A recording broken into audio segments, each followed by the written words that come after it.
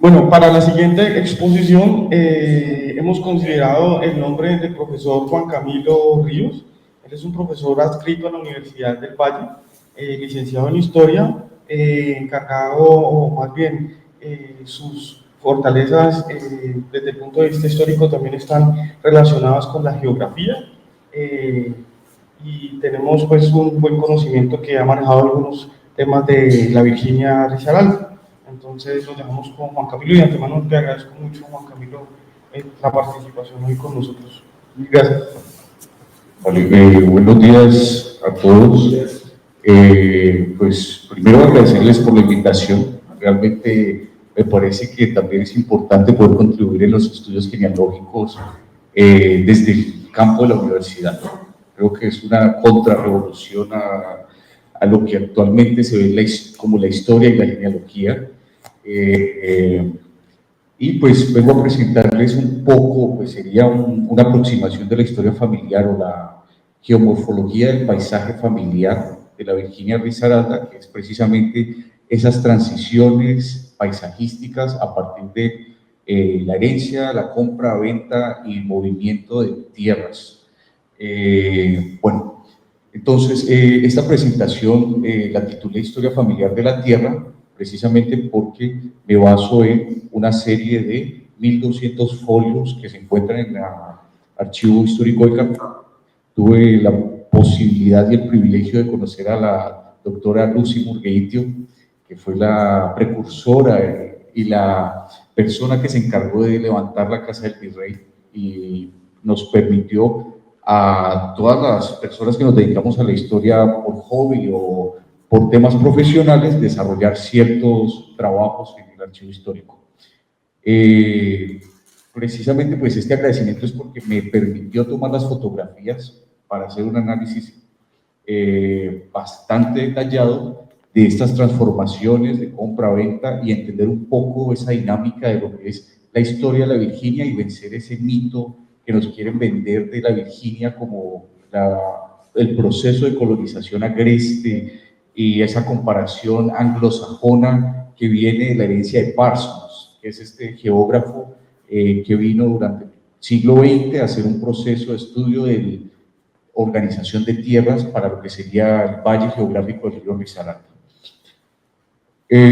Bueno, para empezar, me gustaría hablar de la proximidad de la literatura para el estudio genealógico. Si bien mi formación como licenciado en Historia me ha permitido también trabajar de forma interdisciplinar, este trabajo hace parte de mi monografía como historiador pregrado. Actualmente me dedico a cuestiones similares, me formé como maestro en geografía y esto me permitió complementar esta información llevándola a otro tipo de herramientas como son geolocalización de predios en tiempos actuales, sobreponer mapas que veremos en un momento y poder trabajar diferentes fuentes, ¿no? Normalmente la genealogía a veces desde la academia o desde la universidad es vista con el desdén, ¿no? Por el tema de la élite y ciertas cuestiones, pero realmente todos tenemos un pasado y ese pasado lo compartimos y nos intercruzamos entre diferentes familias, también apelando a esta noción de la hispanidad, ¿no? Del mestizaje, la mezcla, que es algo que también he discutido muy de la mano con aquí el colega Felipe, con el que he tenido el gusto de conocer un poco sus trabajos, gracias al acercamiento de la Academia de Historia en Buga, que los invito también para que puedan consultar este tipo de documentos y que hemos estado trabajando también en la catalogación continua. Bueno, Bernardo Arias Trujillo fue un literato manizalita en la década de 1930. Él desarrolló trabajos como periodista y fue diplomático en Argentina, aproximadamente en 1931 a 33. Tuvo la posibilidad de compartir con García Lorca. Viajé a Argentina, encontré este tipo de relaciones, escribió en alguna prensa como voluntario y de hecho su rol de diplomático de Colombia en Buenos Aires fue anónimo. Fue simplemente dijo, quiero viajar, apoyar esta causa durante este periodo precisamente de Pumarejo.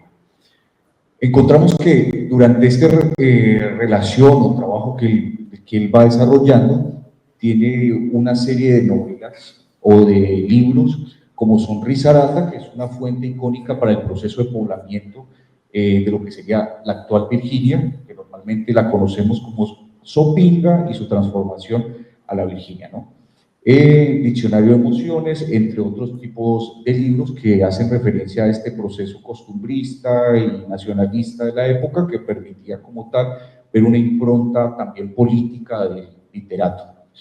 Es muy importante tener en cuenta la figura de Bernardo. ¿Por qué? Porque él hace una aproximación ficcional de la realidad histórica. Precisamente el libro que escribí y que salió publicado en el 2021 se llama Entre la ficción y la realidad histórica. Normalmente nos rasgamos las vestiduras los historiadores diciendo es que esa fuente no es verídica para entender el proceso histórico, pero realmente la incapacidad es la del historiador, que no puede hacer análisis metodológico de una forma adecuada, y esto nos va a llevar a entender que necesitamos de otras disciplinas como son la antropología para entender la historia familiar, la genealogía para entender el tema de los apellidos, nombres, procesos de herencia, el derecho para entender el proceso de determinación legal de la tierra, ocupación, producción, cómo se da esto durante el siglo XIX y durante el proceso de independencia, que es muy interesante. Bueno, el libro que les hablaba se divide en 3 capítulos. Es primero la novela Risaralda como fuente histórica, para ponerlos un poco en contexto, y se habla en el primer capítulo del proceso de ocupación y poblamiento de la Virginia frente a la colonización antioqueña. Siempre nos plantean que la colonización se da norte-sur, pero también hay una colonización caucana que va a dar origen a lo que sería esta identidad caldense, que es ni antioqueño ni caucano. Sin embargo, uno empieza a ver a través de los documentos históricos cómo se entrecruzan apellidos, relaciones, procesos notariales que van dando una impronta a esta zona de frontera, que es una característica bastante importante.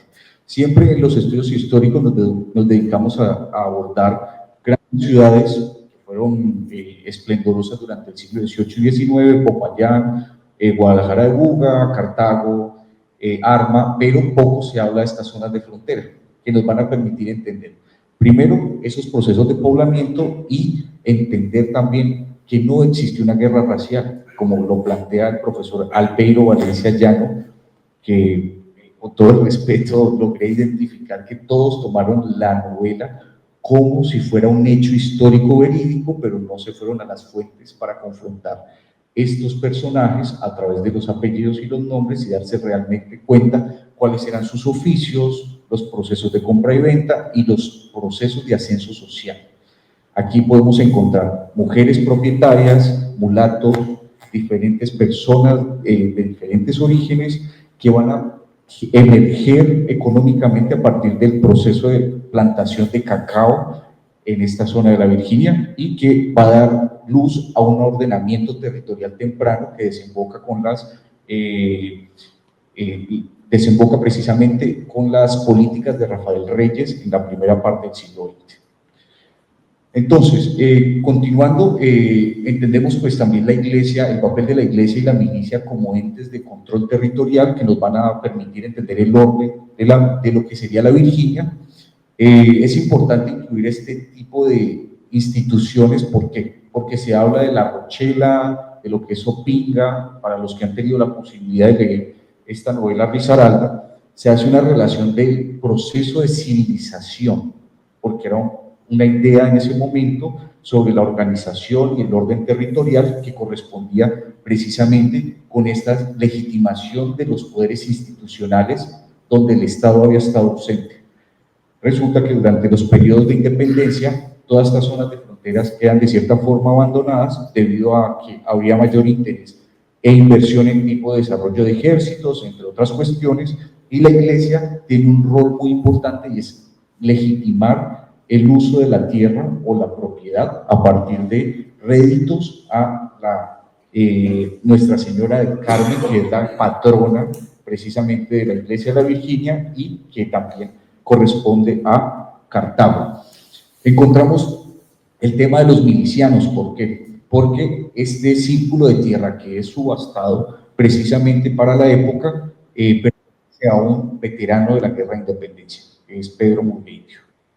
Después que se le otorga la tierra a él, hay unas subastas públicas y esto empieza a generar una disolución de lo que conocemos en periodos del siglo XVI, XVII y XVIII como grandes extensiones de tierra, y se empieza a generar nuevas villas o nuevas zonas de poblamiento periurbanas o semiurbanas a partir de los procesos de producción de pan coger que les permita la sobrevivencia a sociedades mestizas y no negras como se plantea en la novela.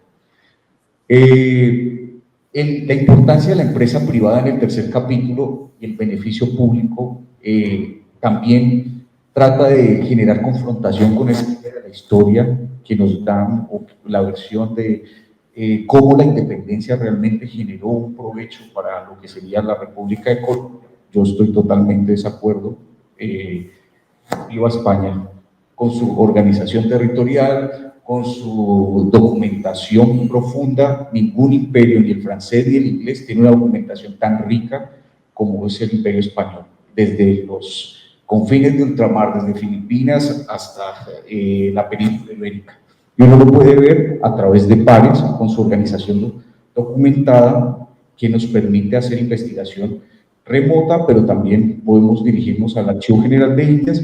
Y para el caso de este tipo de temáticas decimonónicas, encontramos los archivos históricos de Cartago, Buga y Santiago de Cali, que son muy poco explorados porque siempre tenemos una idea más de lo global y no tan interconectada. Y es importante generar interconexiones entre los diferentes archivos para poder desentramar cuestiones concretas que son fundamentales de la historia. Ejemplo, lo que hablábamos ahorita con el anterior expositor, precisamente de encontrar matrimonios o movimientos, ¿no? Que es una variable geográfica. El hombre siempre está presto a moverse en el espacio, a modificarlo, y esto nos va a permitir también entender dinámicas empresariales que pueden dar un origen a lo que sería este emporio o el desarrollo como tal de extensiones de tierra para lo que sería el futuro ingenio de Risaralda, ¿no? Que tiene unas connotaciones totalmente distintas a las del Valle Bajo y Medio del Valle Geográfico del río Cauca. Encontramos que hay una detallada organización de los vecinos y de la propiedad en la Virginia, como les decía, realmente el acceso a la propiedad es democrática y no como se plantea a partir de una lucha racial, sino que era ocupación y legalización, como así lo determinaban las leyes decimonónicas sobre el uso de la tierra. Y a la vez esto nos va a permitir identificar una cuarta colonización antioqueña. Siempre se hablan de 3 colonizaciones, pero encontramos que hay una cuarta. Normalmente se habla que las colonizaciones antioqueñas van sobre zonas más o menos templadas, con unas condiciones geográficas que les permiten el desarrollo de ciertos cultivos, pero se habla de una cuarta colonización, o se encuentra una cuarta colonización en zonas bajas, que serían valles interandinos, entre el río Risaralda y otras partes, que permite también dar un ordenamiento territorial y el surgimiento de personas que comercian con tierra y a la vez empiezan a incentivar el cultivo y el futuro del Valle del Cauca, que sería el desarrollo de la caña de azúcar. En grandes rasgos, aquí pueden escanear con el teléfono si gustan. El acceso al libro está virtual, está digital. La universidad lo tiene acceso libre, que me parece fundamental para que todos puedan acceder a él de forma continua y pues puedan poder desarrollar a largo plazo, tener una lectura mucho más tranquila. De hecho, la universidad impulsó o publicó en papel algunos, pero la idea es poder generar este tipo de ejercicios para que la gente pueda tener mayor accesibilidad desde cualquier parte. Les va a salir la página de academia, ahí hay una parte que dice descargar, y en descargar ya les sale el PDF, ¿de acuerdo? Prefiero que puedan tener acceso de forma digital, porque los mapas que realicé en un sistema de información geográfico aparecen con colores de forma digital. En la versión impresa del libro no se alcanzan a ver los colores de forma detallada. Bueno, entonces, para empezar me gustaría hablar de esta pequeña frase que plantea Bernardo Arias, y es: ya no se llama Sopinga, y nadie recuerda esta palabra con tanta melodía, porque el puerto lo bautizaron hace mucho con un apelativo español de mujer simple, se llama la Virginia. Realmente se habla de ese proceso civilizatorio de dar un nombre hispano que perteneciera o generara una identidad o un norte, y nombrar una patrona, que en este caso sería Nuestra Señora del Carmen, que es la patrona de la Iglesia de la Virginia actualmente.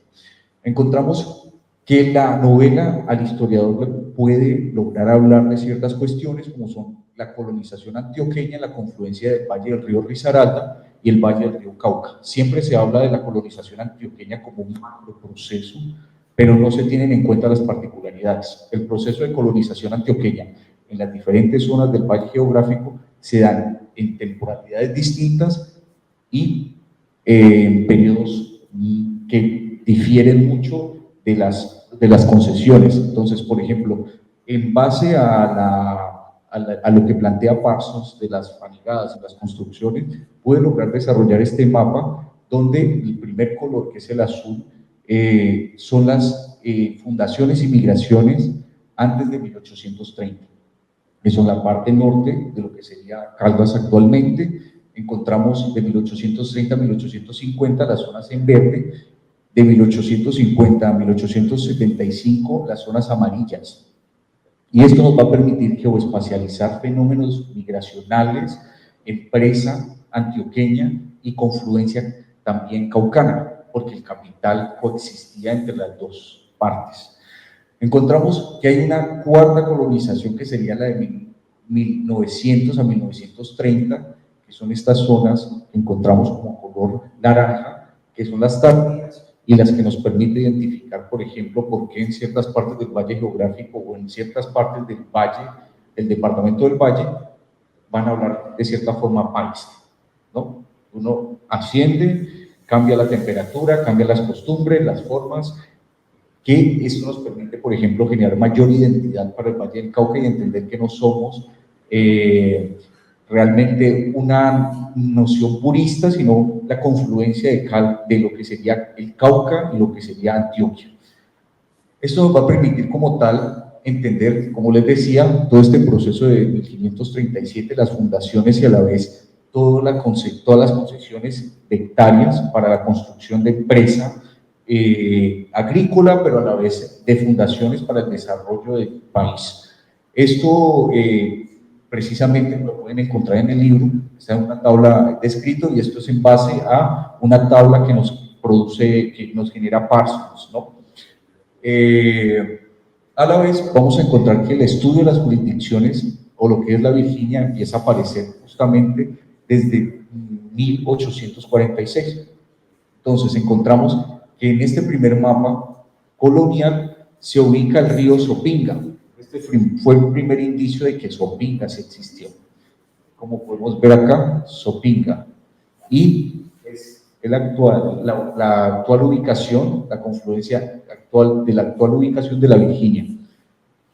Esto es un mapa del siglo XVIII de un holandés. Encontramos acá que ya hay una mayor precisión en el desarrollo cartográfico y geoespacializar, por ejemplo, el tema de la propiedad nos permite entender los movimientos de las familias, como hablábamos precisamente ahora. ¿Por qué se desplaza Buga? ¿Por qué se desplaza Cali? Hay intereses que van a movilizarlos y vamos a encontrar que a la vez con el desarrollo, aquí pueden ver el río Sopinga ya de una forma mucho más organizada y detallada y precisa a lo que sería la geomorfología del paisaje. Encontramos también ya aquí la Virginia como una zona de confluencia en el siglo XX. Encontramos también lo que sería el ferrocarril, los procesos de producción agrícola, cómo generan visibilidad de lo que es la Virginia, y eso lleva al autor, a Bernardo Arias Trujillo, a escribir precisamente sobre ella. Él escribe 50 años después, la novela surge 50 años después, con algunas imprecisiones, pero pues no lo podemos juzgar. Como dice Mark Bloch, el gran historiador, El fin de la literatura es arte y el de la historia es la retórica, la descripción. Entonces, esto nos va a permitir entender estas dimensiones y ver las transformaciones de uso espacial a través de la cartografía. Y actualmente encontramos que la Virginia se encuentra precisamente cerca a Cartago, pero a la vez cerca a Pereira. Es un punto estratégico que en el siglo XX permitió, por ejemplo, con Puerto Simons y en este caso Puerto de la Virginia, el comercio fluvial y el desarrollo de vapores, que lamentablemente lo perdimos, como los ferrocarriles, pero que le daba un protagonismo muy amplio. Podemos encontrar, por ejemplo, reductos de bodegas, entre otras cuestiones, para el caso de lo que es la Virginia, y lamentablemente ha perdido un gran protagonismo para la historia. Sin embargo, ahora el INDAC está desarrollando un libro sobre el origen de los nombres de todos los municipios de Chocó, Valle del Cauca, Nariño, en el que tengo el gusto de participar, el IDAC, el Instituto Agustín Codazzi, y están organizando con el estudio histórico, la procedencia, los nombres, un estudio lingüístico, también para lograr entender cómo se dan los procesos de poblamiento.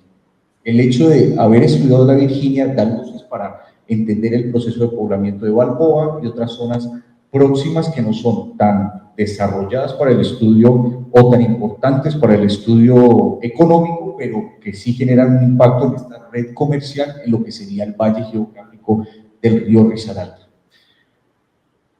Bueno, como les hablaba, este concepto es como una adecuación precisamente a mi formación como geógrafo e historiador. Lo que es la geomorfología del paisaje viene de la escuela de Berkeley de Carl Sauer y a la vez creo que también hace parte de lo que sería Fernand Braudel. Entender los procesos en larga duración nos permiten ver las particularidades de cada uno de los procesos de poblamiento, porque las villas o las fundaciones no se dan en un solo momento. Ejemplo, los procesos de fundación de Buga. ¿Cuántas veces fue fundada y por qué? Debido a esas tensiones territoriales, y eso nos va a ayudar a entender que la historia es muy dinámica y que no es de buenos y malos, que es lo que normalmente pasa y que es utilizada políticamente de forma errónea para describir procesos históricos de forma anacrónica. Entonces, era malo Sebastián de Belalcázar porque llegó, pero no puedo juzgar con estos ojos actuales el proceso que tuvo él, porque según su época, sus valores, y eso hay que hacerlo entender desde la academia, debido a la resistencia que hay del estudio genealógico. Encontramos entonces que el paisaje nos va a permitir entender la familia, lo que sería la empresa familiar, el desarrollo y las transformaciones paisajísticas, a la vez como el entorno natural, los límites de las propiedades. El fondo notarial nos muestra desde dónde llega hasta dónde termina y nos va a permitir construir de cierta forma una sábana de retazos para saber cómo se da el poblamiento y la distribución urbana y el surgimiento de este tipo de villas en el valle geográfico. Encontramos también, como les decía, la Iglesia como esta institución administrativa que ordena la autoridad moral y civil. Normalmente se habla de que la Iglesia ejercía un poder de control moral y de orden disciplinar, pero no solamente se encargaba de eso. Realmente la Iglesia fue la que permitió la extensión del Estado para poder registrar y documentar los procesos notariales y generar una transformación de ocupación a legitimación del uso de la tierra a partir de la producción agrícola.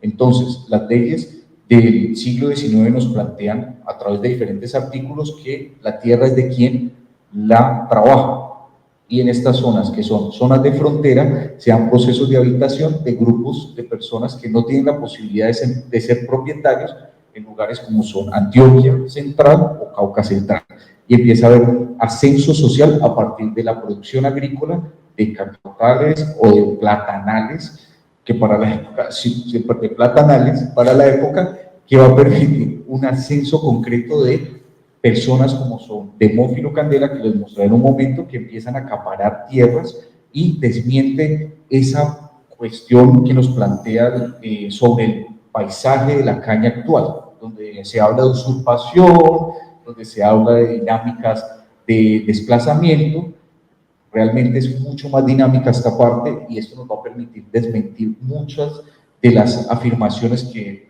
han realizado profesores como son el profesor, como les decía, Albeiro Valencia, el profesor Abel Restrepo y el mismo profesor Carlos Victoria, que es futuro rector de la Universidad Tecnológica de Pereira, que se basa en contextos de entrevistas actuales para definir un proceso histórico de hace 100 años. Entonces es totalmente anacrónico y con un tinte político desfasado, ¿no? Con el lamentismo que realmente no tiene cabida en estos procesos porque son hechos. Los historiadores estudiamos hechos, no el supuesto. Por eso nos vamos a los documentos. Encontramos también los milicianos, ¿no? Cómo los veteranos de las guerras de independencia, en el caso de Pedro Murgueito, empieza a tener acceso a un círculo a través de subastas públicas durante el periodo presidencial de Mosquera, cómo empiezan a haber remates precisamente para hacer desarrollo territorial, surgimiento y poblamiento de estas zonas para evitar bandidaje, este proceso de tabaco y aguardiente que sea tan denso en el caso del Chocó, el contrabando, y tratar de regular todos estos procesos económicos para generar tributación. El tributo o el poder legitimar la tierra va a generar un seguimiento y un desarrollo económico que va a permitir el florecimiento de todas estas instancias que corresponden al desarrollo agrícola. Encontramos que el papel de la guerra en las relaciones de poblamiento son muy importantes para la asignación de estos baldíos debido a, por ejemplo, como veterano puedo perder una pierna o un brazo, entonces por haber servido a la patria se me otorga un círculo que puede que no sea el más apetecido, pero me va a permitir poder lucrarme a partir de segmentaciones de estos predios y poder tener una vida cómoda durante una especie de pensión a partir del bien. Encontramos el tema del uso y la habitación, ¿no? Normalmente, para el siglo XIX, como eran zonas tan extensas, se habla del uso, ¿no? Cuando yo uso la tierra, reproduzco, puedo hacer o puedo legitimar la propiedad a partir de esas acciones, ¿no? La tierra que no se trabaja, la puedo tomar y después de varios periodos de producción, como vamos a ver en un cuadro que les voy a mostrar más adelante, empiezo a legitimar esa tierra, la heredo y empiezan a hacer grandes organizaciones territoriales después de hacer esa pequeña segmentación. Entonces, bueno, aquí ya entramos en el tema fuerte. Encontramos que para el caso de la Virginia se otorga una subasta pública en 1846 y el primer propietario, después de ser Pedro Murgueito, encontramos a Ramón Antonio de la Peña, que es el primer propietario legítimo del círculo completo. Y podemos ver con el tiempo cómo se va desestructurando toda esa gran propiedad por pequeñas zonas. Entonces Francisco Redondo, a Ronaldo Gutiérrez, Juan Betancourt, Zoila Paz Echeverri, que es una mujer propietaria, y eso desmiente también el tema que nos ven de que la mujer no ha sido protagonista en los procesos históricos. Encontramos que Ercila Sánchez es la primer terrateniente de la Virginia Risaralda, una mujer, y ella empieza a través de procesos de producción de cacao a legalizar predios y a comprar a partir de la herencia que le dejó su madre, Zoila Paz Echeverri. A la vez, ella alimenta, por ejemplo, la compra de Carlos Ramírez debido a esta dinámica de la permuta, compra-venta que nos muestran los documentos notariales y podemos ver una gran gama de propietarios ilegítimos que serían estos de acá, que se dan a partir de la ocupación de la tierra. La ocupo, produzco, la legalizo y la puedo comerciar. Y eso nos va a permitir entender cómo se da el origen de lo que es la Virginia Risaralda como zona urbana y las zonas periurbanas. Encontramos, por ejemplo, José María Mercado, que es de origen antioqueño, más caldense para la época, cuando empieza a acaparar tierras y podemos encontrar, y esto es algo que no se había dicho, los nombres y los apellidos, cómo nos sirven para buscar pistas.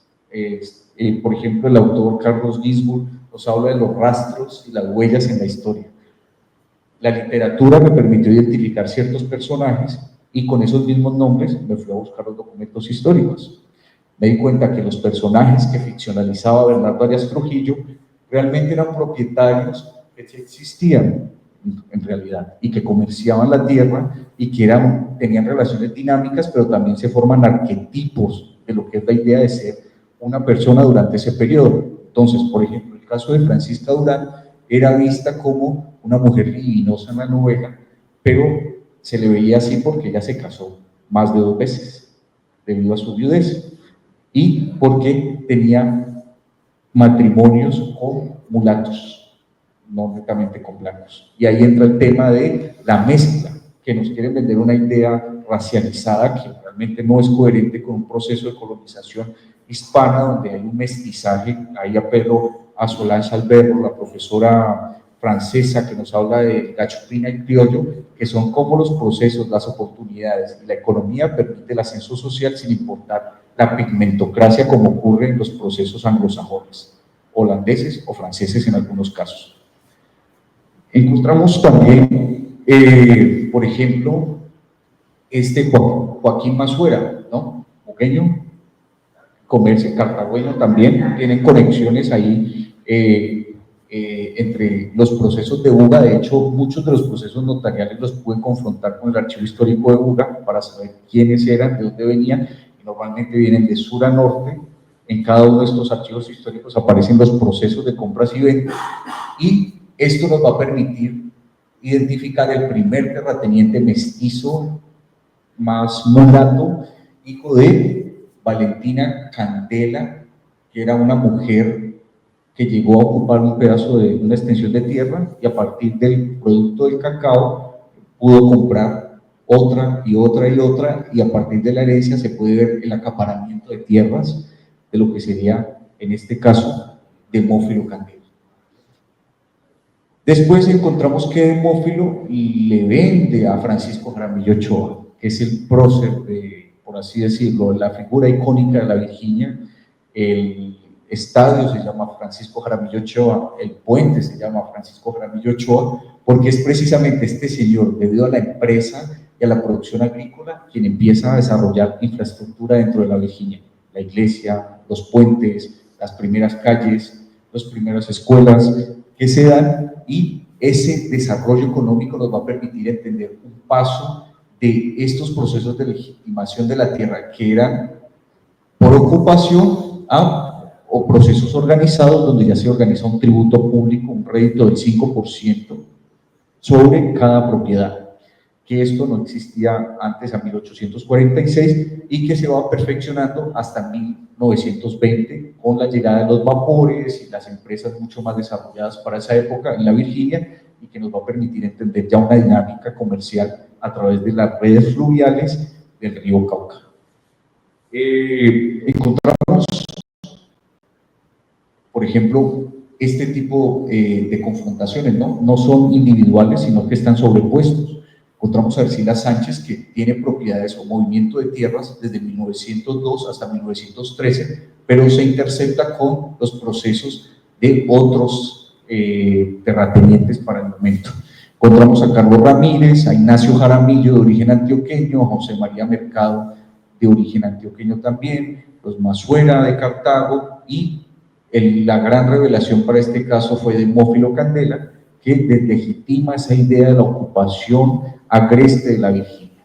Realmente lo que hubo fue un proceso legítimo de compra y venta de tierras y no hubo ninguna ocupación por parte de los blancos antioqueños, sino que hay una dinámica de la propiedad que nos va a permitir desmentir estos mitos historiográficos que normalmente han sido producidos por muchos de nuestros profesores o nuestros académicos, que lamentablemente por pereza, porque es pereza, de no revisar documentos históricos, o porque encuentro solamente uno y con ese lo puedo acuñar, entonces no reviso cómo se da esa transición histórica para entender la coyuntura y el proceso de la tierra, que eso nos lo enseña precisamente Fernand Braudel y Georges Duby a la hora de entender esta geografía histórica y la propiedad.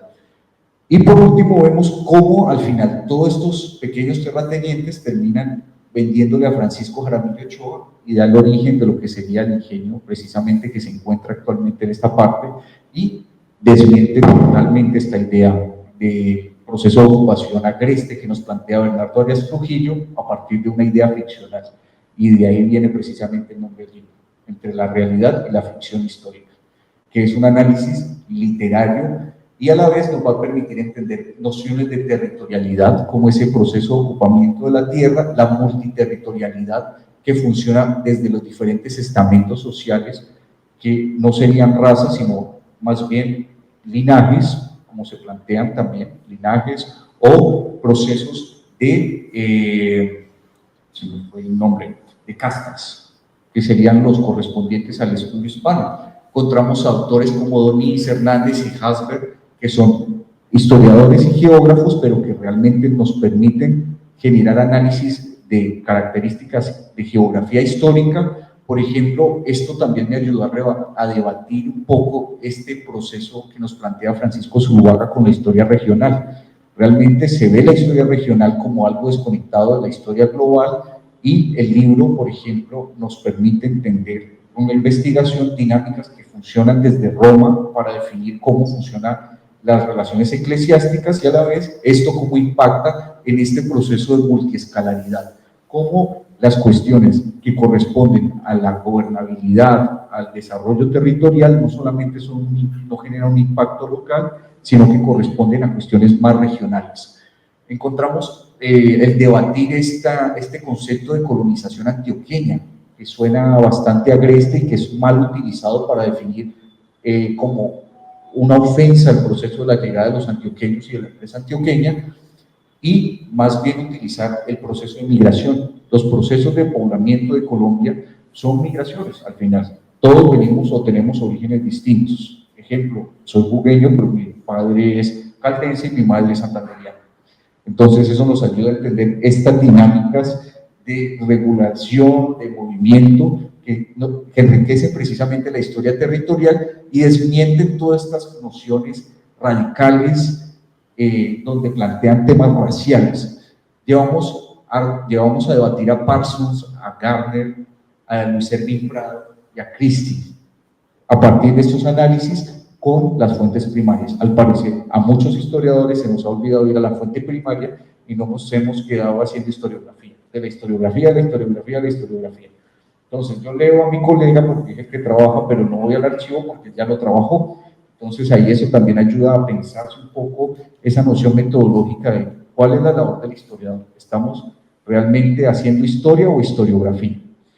Y a la vez, esto nos va a permitir entender este puente que relaciona lo que es la historia de la Tierra, y es todas las fuentes son válidas. Entre más fuentes tengamos, mayor credibilidad va a tener una hipótesis para poder explicar estas nociones. Entonces, hacemos uso de la literatura para entender los procesos de poblamiento, pero de la historia al consultar el archivo histórico, y de la geografía a partir de la descripción de mapas, localizaciones, emplazamientos, movimientos y los procesos geográficos. También hablamos de los metarrelatos históricos y la ficción histórica con Tom Eagleton, con Blair, con Eco, con Brunner y con White, entendiendo que toda la escritura la realiza un ser humano. Nosotros tenemos cierta subjetividad y determinamos con nuestra pluma qué es lo más importante de mostrar. Por eso, entre más nociones se tengan, se puede hacer una triangulación de fuentes adecuada para poder lograr un buen resultado que sea fidedigno y a la vez nos permita desentramar lo entramado, que son estas nociones que están dentro de lo cotidiano, la historia familiar, y ahí rescato la genealogía, que es vista con mucho desde la academia porque se habla de ciertas cuestiones de apellidos y abolengos, pero realmente el entender el movimiento de la tierra a través de la historia familiar o el desarrollo antropológico de la organización de la familia nos abre un abanico de opciones de entender, por ejemplo, mulatos casados con mujeres blancas o mujeres mestizas casadas con hombres ricos, y donde, por ejemplo, también la servidumbre podría heredar fácilmente una propiedad y cambiar su estatus social para ese momento. Y eso nos va a permitir entender cómo se da la conformación del Estado y el macrosujeto a través de la profesora Uribe y el profesor Alonso Valencia, para entender cómo se da la organización territorial de lo que conocemos actualmente como la República de Colombia, que al final somos un proceso migracional de ocupación de la tierra, básicamente lo que serían las villas actuales en algunas zonas de frontera, y poder refutar ciertas nociones de Estado, como se plantea en lo republicano, ¿no? Como esa idea de la organización estatal, y que suele desestimar precisamente estas nociones de la iglesia, la labor de la iglesia o la labor de las milicias, porque se ve como cierta forma conservadora. De hecho, cuando se postuló el libro, algunos de los lectores decían, pero qué conservador, trabajando instituciones como las milicias y la iglesia, pero realmente eso es lo que nos va a permitir entender, porque son las instituciones que tienen los documentos escritos para poder hacer este análisis. Los archivos que visité precisamente para este análisis fue el Archivo Histórico de Cartago. Como les dije, la doctora Lucy Murguillo me permitió muy amablemente el acceso. Espero que esto pueda continuar con Betty Valencia, que es la que se encuentra actualmente, y que pueda dársele mayor conocimiento, porque no es muy común que los bugueños viajemos a Cartago a hacer este tipo de investigaciones. Siempre nos quedamos con la Academia Leonardo Tascón, que es muy valioso, pero siempre es bueno confrontar estas realidades para el tipo de estudio. Encontramos que pude consultar el Fondo Cabildo y Biblioteca a la par. Mientras uno hace investigación, me encontré libros de leyes decimonónicas de la propiedad tirados debajo de los anaqueles. Entonces, en la medida que uno va revisando, va catalogando, va restaurando. Entonces, la labor es algo dinámica para los historiadores y para las personas que se interesan por la historia, y esto va a permitir la supervivencia de los archivos históricos y la difusión de esta información. El Archivo Central del Cauca, Popayán, el Fondo de Archivo Muerto, para entender estas dinámicas precisamente políticas, de disputa entre lo que sería Antioquia y lo que sería Cauca, para definir esta zona de frontera, porque había leyes concretas en las que hay disputas territoriales y no se sabía a quién acatar la orden, si a Antioquia o a Cauca. Y esto nos va a permitir entender estas fricciones para ver cómo funciona la realidad política del momento.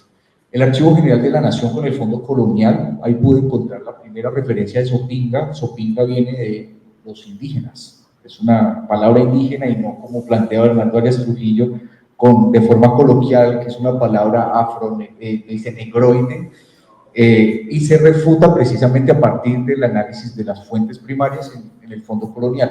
Y la mapoteca también nos permite identificar espacialmente estas nociones. Y por último, pues la novela, que da grandes luces para este estudio histórico. La metodología, revisión de estudios particulares. Normalmente la historia regional se abarca en grandes procesos, entonces hablamos del Gran Cauca o hablamos de Antioquia, pero hay segmentaciones dentro de esas organizaciones territoriales que valen la pena entender con esas particularidades. Michael Dees, Vélez, Apertúa y Applebaum nos hablan en el caso de Arma, en el caso de lo que serían los procesos de las zonas mineras, y a la vez esta triangulación metodológica nos va a permitir entender a través de Mark Bloch y de Mary Lauren Ryan y Renan Silva, precisamente estas dinámicas del análisis intertextual de las novelas. Cómo yo puedo, a partir de una novela, sacar información clave para después llegar al archivo, de cierta forma, por decirlo, no desnudo, sino con nombres, fechas, temporalidades, procesos, como una pequeña idea que me va a permitir tener un análisis de fuentes primarias mucho más elaborado y no desperdiciar el tiempo a la hora de llegar al archivo a hacer este tipo de investigaciones. Este es el resultado, poder geolocalizar procesos notariales en mapas actuales y poder, por ejemplo, desmitificar procesos violentos de ocupación que actualmente están reclamando grupos o minorías que han crecido en el último siglo, pero reclaman derechos de la colonia cuando ni siquiera existían, o cuando fueron movimientos migracionales de sur a norte o de norte a sur. Y a la vez, esto tiene un acompañamiento de unas tablas notariales que nos va a permitir identificar esos predios, cómo se ubican, dónde se transforman, cómo logré hacer este mapa a partir de los linderos de cada uno de los procesos notariales. La roca, el río, la quebrada, por eso son nociones geográficas que debemos tener en cuenta a la hora de hacer un análisis que sería de la genealogía de la tierra. La tierra también tiene memoria y esto no se pierde. Y esto, por ejemplo, a largo plazo nos va a permitir generar estudios de arqueología un poco más cercana a nuestra época entender los procesos de la hacienda, entender ciertos procesos de organización territorial y desarrollo económico para estudiar los periodos pasados, no solamente desde el supuesto y el documento, sino también desde la cultura material. Entonces, los materiales, cómo el hombre se desplazaba en el espacio, cómo hacía uso de los recursos naturales, por qué se emplazaron en Risaralda y en la confluencia del río Risaralda y el río Cauca, y no en otra zona. Y ahí aparecen, por ejemplo, los relatos de viajeros que hablaban precisamente de la facilidad de pasar el río Cauca por ese cauce en los periodos de verano, a partir de unas bajas, unas subidas de lo que sería la red fluvial. Y por último, creo que es necesario hacer unas conclusiones y recomendaciones frente al avance de estudios interdisciplinares. Entender la historia como un monolito no es algo que creo que debamos hacer actualmente. Siempre es bueno tomar diferentes metodologías de otras disciplinas y poderlas soportar como personas que estamos estudiando o estamos tratando de generar visibilidad de la genealogía para mostrarle a la academia que esto no es un hobby o un simple capricho de saber de dónde vengo, sino que esto construye también la historia de las villas, el ordenamiento territorial, el desarrollo económico, el uso del espacio, la transformación de las familias, los matrimonios, cómo yo puedo casarme con alguien precisamente para generar un gran espacio coexistente, el desarrollo agrícola, que es muy importante para el caso del Valle Geográfico, y entender también cómo la genealogía hace parte de la historia social y familiar, que es una línea derivada que nos va a permitir interpretar formas de accesibilidad, desarrollos de la familia, por qué se casó con esta persona, por qué no se casó con la otra, porque tal vez lo vio, como hablábamos ahorita, ya lo tenía analizado. ¿Por qué? Porque era primo o amigo, ya lo conocía, tengo confianza y hay relaciones de familiaridad que van a permitir que sea mucho más fácil de asimilable la coexistencia entre estas familias y que pueda precisamente darse una conservación del patrimonio familiar a largo plazo, pensando precisamente en estos futuros, ¿no? En el futuro de la producción agrícola. Y los fondos para el estudio genealógico creo que todos hacen parte. Todos los documentos históricos tienen nombres y apellidos. Y mientras haya nombres y apellidos, hay procesos por estudiar. Creo que eso es fundamental, no olvidarlo. Creo que esto es una llamada también a la universidad, que a veces se vuelve más de macroestructuras, pero no analiza también los perfiles. La biografía es importante para entender cómo se dan estos procesos, y eso lo rescato, por ejemplo, de las presentaciones que he visto a partir del estudio genealógico y que realmente me llevó a invitar al colega Felipe a mis clases en Muga, y es quitar ese estigma de la genealogía.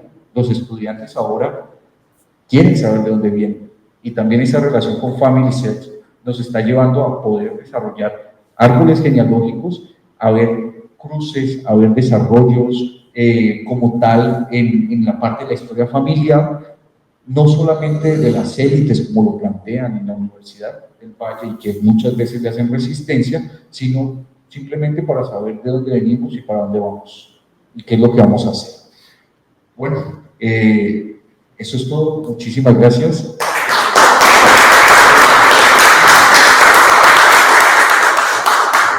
Bueno, no sé si tengan preguntas. Bueno, muchas gracias, Juan Camilo. Muy interesante la exposición. Creo que la parte esta de la literatura, la historia, la geografía, esa confluencia y que nos permite a nosotros también como para investigar, me ha parecido muy interesante tu enfoque en estos temas. O sea, a partir de una noción literaria, llegar a la historia, llegar a la geografía y para nosotros llegar a la genealogía, ¿no? Me parece muy interesante. Aquí tenemos a Novira Arias, que ella es de Manizales. Yo creo que tiene alguna relación con el señor Arias Trujillo.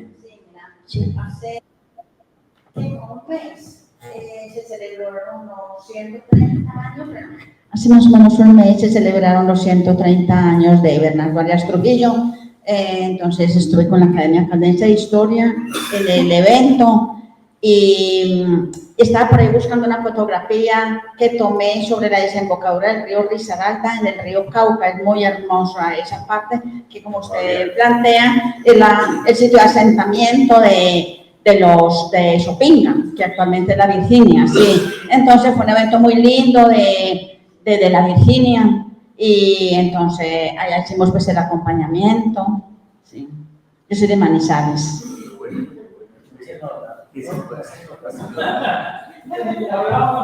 Bueno, muchas gracias. Muy bueno la exposición. Gracias. No sé si hay alguna pregunta, un momento.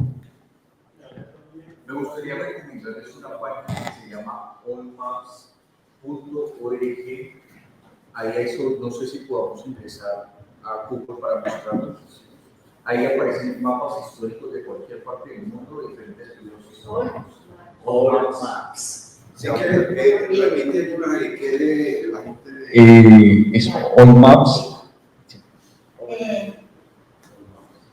Bueno, entonces en la Virginia aman a Bernardo Arias Trujillo.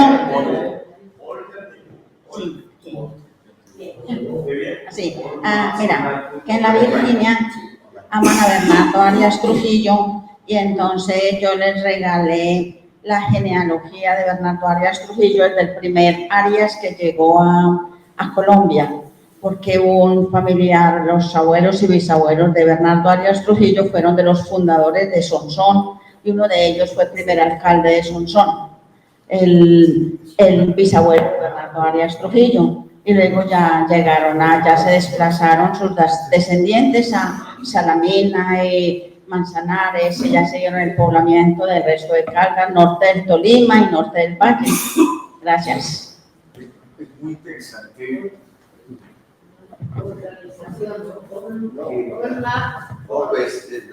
Es Allmaps Online, es el primero. Exacto. Ustedes pueden poner ahí el nombre del lugar que quieren buscar. Por ejemplo, un nombre, Popayán. Y es un metabuscador, están mapotecas a nivel global. Este lo trabajé para mi tesis de maestría, que fue sobre historia del clima y la variabilidad climática en Cali. Me metí por temas más bien de historia ambiental. Para el que le interese, puedo compartirle la tesis y encontré procesos de gestión de riesgo temprana del río Buga, el río Guadalajara, cómo habían organizaciones para ir a generar un buen cauce. Y en la universidad estamos desarrollando estudios de, por ejemplo, la Real Expedición Filantrópica de la Vacuna entre Buga, Cali y Popayán, con procesos de desarrollo científico, también con un profesor que trabaja en la Universidad Nacional, que es William Jiménez, que fue mi profesor en una optativa que tuve en la maestría, que fue Historia de la Ciencia.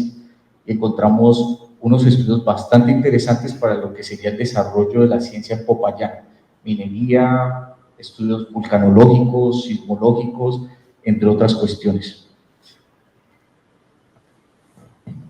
Yo quiero hacer una pregunta, aunque no se relaciona con el tema, pero me llama la atención si Bernardo Arias Trujillo, aparte de su poema Robin Nelson, habrá publicado algunos otros poemas, ¿no? Él publicó una novela que se llama Por los caminos de Sodoma, y fue precisamente después de que llegó de verse con García Lorca en Buenos Aires. Yo estuve en Buenos Aires rastreando a Bernardo y logré encontrar varias cuestiones de su vida social en boca, de hecho, y tiene mucha relación con Benito Quinquela también. Son como un grupo selecto de esa época que compartían temas de teatro, literatura, arte, que es muy interesante entenderlo para la dinámica del desarrollo de la literatura costumbrista caldense, y que da origen precisamente a estas grandes obras que siguen siendo recordadas como Diccionario de Emociones, entre otras. Lamentablemente él murió por morfina, creo que fue, 2 años después de que regresó de Buenos Aires, a sus 32, 33 años creo que fue, súper joven, pero pues nos dejó de cierta forma un legado para poder discutir una sobredosis.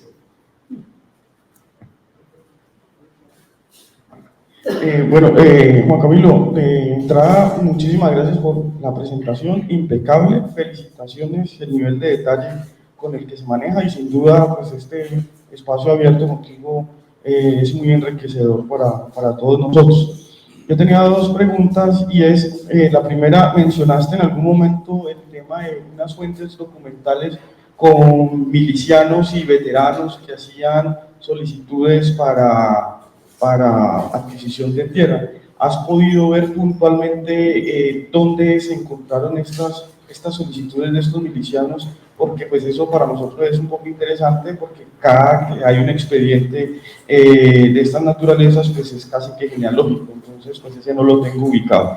Y lo otro es preguntarte, o sea, dices pues que en la Virginia es 1846 hacia acá, Sopinga antes de... Uno podría pensar, hoy Risaralda es del lado occidental del río Cauca, entonces eso podría pensar uno que era de la jurisdicción colonial de Anserma.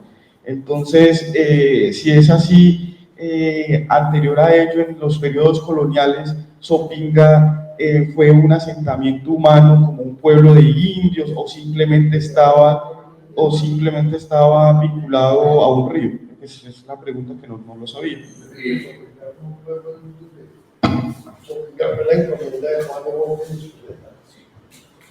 Sopinga fue la encomienda de Juan de Borges y Esqueleta. Así es. Que fueron muy poderosos en esa zona. Aparece en el fondo caciques semillas de la colonia del Archivo General de la Nación. Claro, no, y en todo lo que es de visitas de encomienda debe estar Sopinga. Pues fue muy importante. La de don Juan, Despertar el Teológico Francisco, de Borges y Esqueleta. De ahí viene Sopinga. Específicamente aparece indios de Tlahuayán y Sopinga, referencia a la autoría de Anserma. La unidad era el día de la cerda. Todos ellos tienen de las mismas familias. Y frente a la distribución territorial que me preguntabas, en 1847 que se da el primer comercio de tierras, es Cantón de Toro, distrito parroquial de Mosquera, dentro de los ganaderos del Cauca con capital en Buga. En 1853 fue cantón de Supía, compartiendo fronteras con Córdoba y Medellín. En 1858, la Virginia pasa a la dependencia de Anserma Nuevo, que tenía jurisdicción de toda la orilla occidental del río Cauca hasta Viges, punto de manejo judicial y administrativo de Cartago. Por eso los archivos históricos de la Virginia se encuentran en diferentes fondos notariales o diferentes lugares, archivos históricos, para hacer esa reconstrucción. Y ya en 1905 pasa a ser el corregimiento, municipio del Alcázar, departamento de Caldas, en 1905, sí, exactamente. La temporalidad del estudio es el primer gobierno presidencial de Tomás Cipriano de Mosquera entre 1845 y 1849, y el estudio termina precisamente en la reconstrucción, que sería como un primer ordenamiento territorial organizado desde Rafael Reyes, en 1904 a 1909. Será interesante entonces ver, como fue pueblo de indios, los censos de archivos obispales como allá, en tiempos de la colonia, para ver el poblamiento inicial de ese pueblo como tal. Porque pues si el archivo obispal, como lo vimos en algún momento, posee esos censos, y Sopinga sin duda pues debe estar para poder ampliar un poquito la temporalidad hacia atrás y mirar también y estudiar esos procesos iniciales en la colonia. Y lo primero que te dije de las fuentes documentales era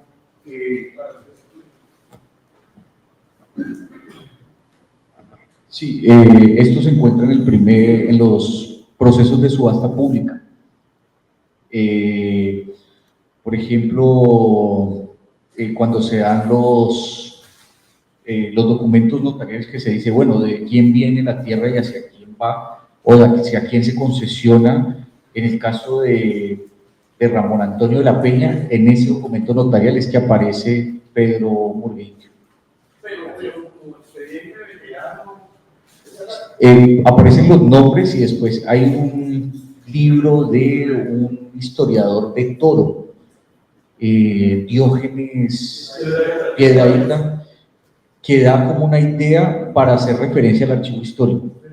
Da como un nombre más o menos para localizar espacialmente el personaje e ir a buscar en el archivo histórico, pero ese sí lo encontré en Buga, en el Leonardo Tascón, porque como fue jurisdicción de Buga durante un periodo, muchos documentos, que ese ha sido también un error de los historiadores, y es quedarse solamente con el archivo notarial de Cartago, sin entender la dimensión de jurisdicción territorial que tenía Buga para entender estos pleitos y este desarrollo de la tierra ahí. Pero normalmente lo encontré fue en el documento de subasta pública. Pero Juan Camilo, nosotros tenemos ubicado a Sí, sí. Me lo mostró Felipe, de hecho, en el documento de genealogías que tenía, pero de Buga, no a Ramón directamente. creo que la votación está eliminada. Y tú me compartiste, creo que los libros, son 3 libros. Ahora ya son 300. De hecho, anoche estaba hablando con el hijo de Ricardo Caicedo, que es profesor de la Universidad Javeriana, y me dijo, recuerdo al profesor Wenceslao, porque me habló de los libros y me los mostró y me mandó la foto como a las 10 de la noche, me preguntó, ¿qué estás haciendo? Y yo estoy preparando una presentación y les envié la programación y me dice, mira lo que me regalaron, y me mostró los libros.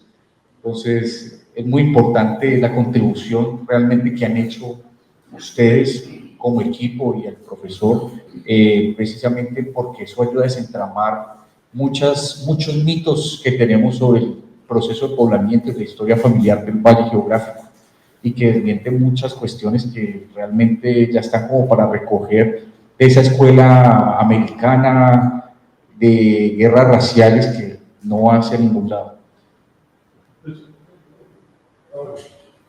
No, bueno, no. Camilo, en primer lugar, muy valiosa la charla.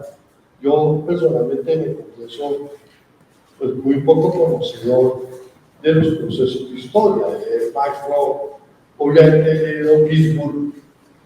El que quiera encantarse con Gisburg, le hace el queso y los gusanos. Eso es una maravilla.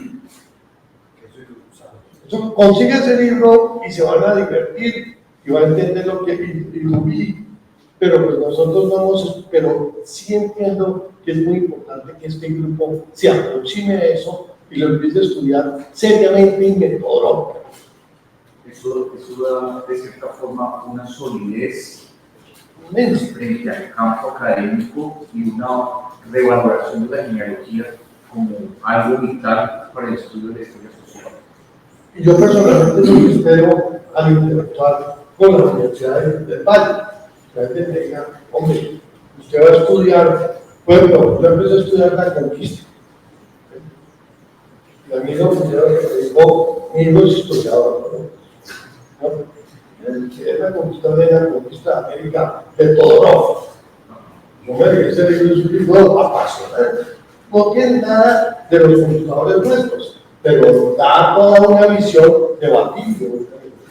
Después uno puede tener todo el imperio mediterráneo de todo eso, pero si uno lo pudiéramos hacer grupos de estudios, no sé cómo, pudiéramos interactuar y nosotros también enriquecernos con la parte, con la parte genealógica, porque nosotros tenemos la cara de tener mucha historia ya individual de conquistadores, de qué pasaba, cómo vivieron, esa parte tan bonita que es la parte individual, cómo sufrieron. ¿Sí? Eso es muy importante. De hecho, la profesora Solange Alberto dice, recuperemos la historia de las cosas importantes. Entonces la gente se movía buscando cuál era el sexo de los perunines de la catedral del barroco peruano o el barroco mexicano. Pero realmente tenemos que recuperar la historia de la alimentación, la historia de los seres humanos, la historia de las especies. Y eso también nos ayuda a acercarnos precisamente a por qué esta persona tenía esta labor o desarrollaba ciertas cuestiones específicas y no se dedicaba a otras partes. El mismo espacio nos va hablando de qué nos brinda y por qué crece una vocación de cierta forma en esa cuestión.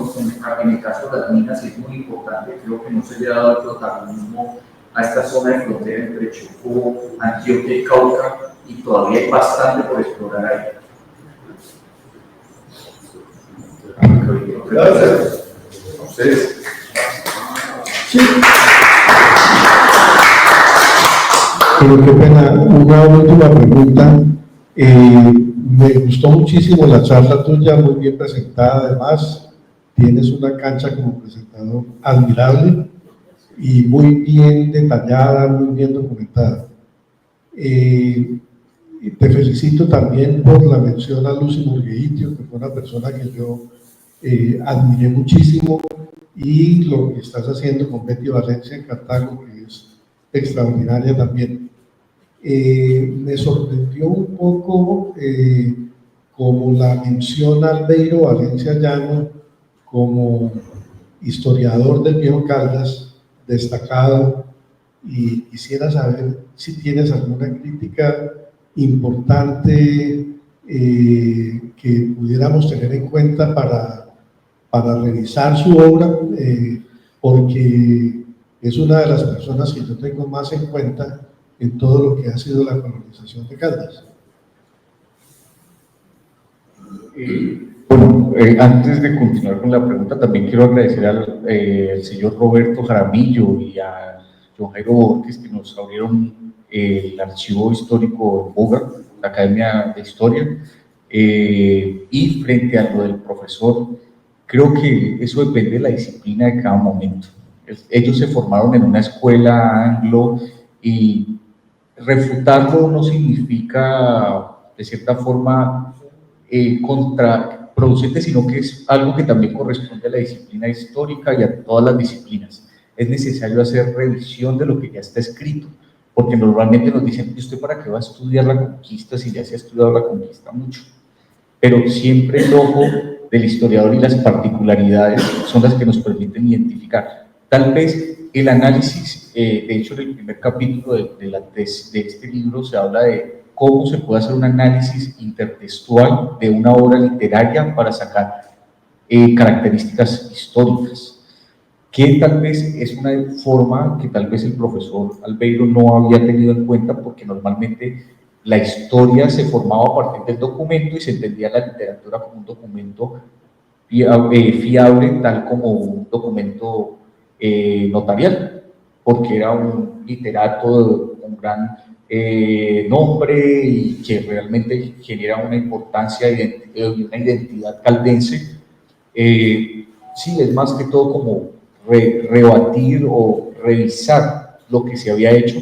La obra del profesor Albeiro me dio muchísimas luces para entender la vida, especialmente para hablar sobre la vida de Bernardo Arias en Buenos Aires, para rastrear todas estas cuestiones, y ya fue como un esbozo para yo ir, por ejemplo, al Museo de las Migraciones y encontrar su cédula o su documento de identificación en el museo expuesta, entender, por ejemplo, ciertos lugares o fotografías de momentos concretos que tal vez por la necesidad o el interés no se le dio importancia, pero sí creo que es necesario reevaluar. Por ejemplo, el profesor Mario Diego Romero de la Universidad del Valle también habla de alimentando este tema de Sopinga y de la población negra, porque al final se vuelve como un tinte político. Un profesor dice, profe, encontré esto, no es así, lo podemos replantear y entender que la investigación es un proceso continuo, constante, que se va transformando. Tal vez él no lo vio de esa forma y se tomó. De hecho, el profesor Albeiro, Alonso Valencia también lo retomó, el profesor Mario Diego Romero lo retomó. Por eso los estudios particulares son importantes, porque si vemos es una temporalidad amplia, un pequeño espacio que la Virginia, o a veces se hacen muy pequeñas en espacios muy amplios. Y creo que eso también va con el proceso de la profesionalización de las academias de historia, que lo plantea el profesor Melo.